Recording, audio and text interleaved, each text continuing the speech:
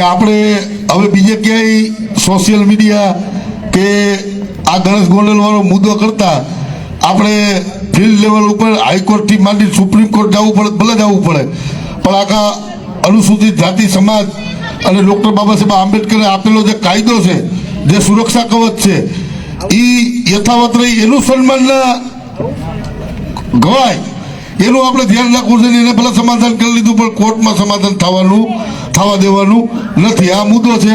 બીજી વાત, હમણાં વાત કરી હતી ડીડીભાઈએ કે ભાઈ ગણેશ ગોંડલનો એક ઓડિયો રાજુભાઈ વાયરલ કર્યો હતો. હવે એવા બન્યું તો એવું કે જ્યારે રાજુભાઈ ઉપર છેડતીની જે ફરિયાદ કરવામાં આવી, જે એને ભેસાણમાં નિવેદન આપ્યું, એ નિવેદન બાદ ગુનો દાખલ થયો અને ગુનો દાખલ થયા બાદ અમારા ત્યાંના સામાજિક આગેવાન એવા દેવરાજભાઈ રાવલિયા એને પ્રયત્નો કર્યા કે ભાઈ આમાં સમાધાન થવું જોઈએ. આપણે જિલ્લા લેવલે રાજુભાઈ છૂટીને આવ્યા, ભલે એ બોલી ગયા તો એની ભૂલ થઈ ગઈ, તો અમે કીધું ચાલો માફ કરી દઈએ આપણે, અને ભેગા થઈ અને અમે એક ભાજપના અગ્રણી છે જયંતિભાઈ ચાંદપા અને બીજા ભાજપના અગ્રણી છે જીતુભાઈ મણવર, એના ઘરે બેઠક થઈ અને બેઠક થઈ એટલે એ ખબર નહોતી યોગેશભાઈને કે નહોતી જોન્ટીભાઈને, પરંતુ ત્યાંથી આ જીતુભાઈ મણવર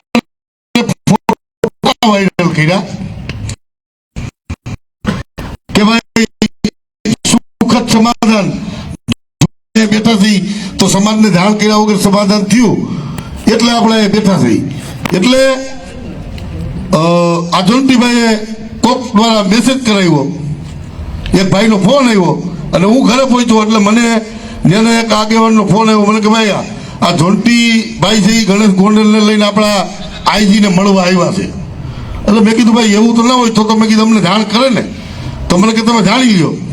એટલે મેં જોન્ટીભાઈ વાત કરી, મેં કીધું ભાઈ આવા મેસેજ ફરે છે, હું આ વાત સાચી છે? એટલે જોન્ટીભાઈ મને ફોનમાં એવું કીધું કે ભાઈ હા હું તો આવ્યો હતો, તમે જુનાગઢના આગેવાનો ગદ્દાર સૌ, તમે આવા છો, તમે તેવા છો, અમે આ લડ્યા એનું હું તમે સમાધાન કરી લ્યો એટલે હું ગણેશ ગોંડલને લઈને આવ્યો હતો. આવું જોન્ટીભાઈ મને ફોનમાં કહે એટલે મેં એ રેકોર્ડિંગ છે એ રાજુભાઈમાં નાખ્યું કે ભાઈ એ તો આ તો અવરું થયું, આપણે એને જાણ કરવી જોઈએ.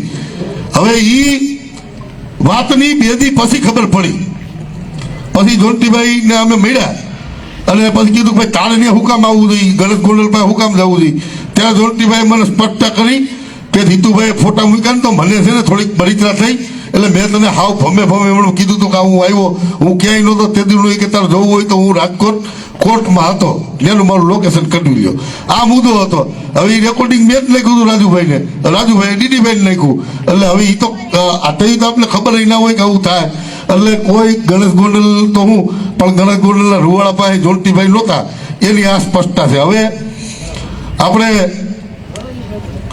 જે મુદ્દામાંથી ભેગા થયા છીએ થોડીક વાર લાગશે, પણ સાંભળવું અને સમજવું અને સમાજ વચ્ચે મૂકવું જરૂરી છે. એટલા માટે હું યોગેશભાઈને વિનંતી કરું કે એ માહિતી આપે અને પછી 2-3 વખત છે તે પછી દેવદાનભાઈ અને આ વખતે લાગણીમાં ના આવતા અને સ્વાભાવિક છે તો કોઈ રોકી ના શકે, પણ કહેવાનો મતલબ એ છે કે અમે કદાચ તમારી ભેગા થઈ અને મરતે દમ તક ભેગા થઈ અને સત્યની સાથે થઈ. એવું નથી કે વ્યક્તિગત તમે સમાજના કામ કરો છો, મિશન મુવમેન્ટમાં આગળ છો અને એનાથી યુવાનોને પ્રેરણા મળે છે એટલે ભેગા થઈ અને ડીટો ટુ ડીટો માહિતી આપવાની છે. હવે હું વિનંતી કરું યોગેશભાઈ ભાષાને. મિત્રો એક વાત કહેતા ભૂલાઈ ગઈ. આ રાજુભાઈ એમ કહે છે કે મારી ઉપર ખોટી ફરિયાદો થઈ, ગુસ્સી ટોક થઈ અને મારો પરિવાર હેરાન થઈ ગયો અને ક્યાંક ને ક્યાંક સમાજના અમુક બની બેઠેલા આગેવાનોએ કર્યું, આવું એક આક્ષેપ કરે છે. પણ હું એવું કહું છું કોઈના કહેવાથી કઈ ફરિયાદ થાય બાપુજીનો રાજ હાલે છે, એટલે એ ખોટી વાત છે. વૈષ્ણવજન તો તેને કહીએ જે